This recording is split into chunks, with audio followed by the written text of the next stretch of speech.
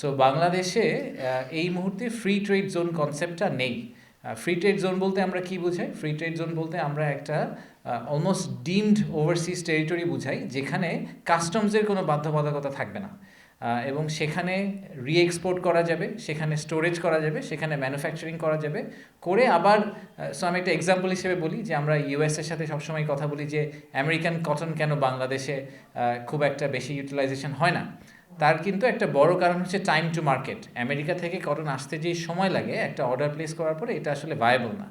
কিন্তু যদি আমেরিকান কটনটা বাংলাদেশের কোনো একটা জায়গায় স্টোর করা যেত, কিন্তু অ্যাজ ইফ এরকম যে ওটা আসলে বাংলাদেশের অংশ না, যদি বাংলাদেশিদের লাগে ওখান থেকে বাংলাদেশিরা ইউজ করবে, আবার ভিয়েতনামিজদের লাগলে ওখান থেকে এটা রিএক্সপোর্ট হয়ে ভিয়েতনামে চলে যাবে।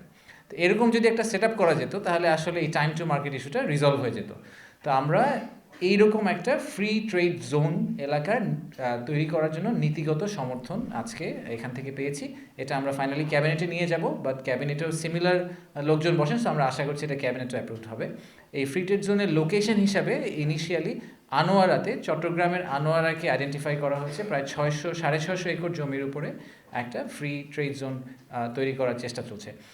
এটা সবচেয়ে বেস্ট এক্সাম্পল হিসেবে যদি আপনারা মানে গ্লোবাল কোনো এক্সাম্পল দেখতে চান, তাহলে আপনারা জ্যাফজা বলে একটা পোর্ট আছে দুবাইতে, ওটা একটা ফ্রি জোন, প্রায় 52 স্কোয়ার কিলোমিটার জুড়ে করা, সো 14,000 একরের উপরে করা একটা জোন।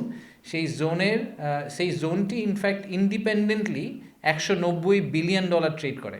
বাংলাদেশের টোটাল ট্রেডের তুলনায় ওই ছোট্ট জোনটাতে ট্রেড ভলিউম ইজ হায়ার, এবং সেটা দুবাই ইকোনমিতে প্রায় 36% জিডিপি কন্ট্রিবিউশন করে। তো আমাদেরও ফ্রি ট্রেড জোন থেকে এক্সপেকটেশন হচ্ছে যে এই ফ্রি ট্রেড জোনটা will become the heart of our trade and economic movement.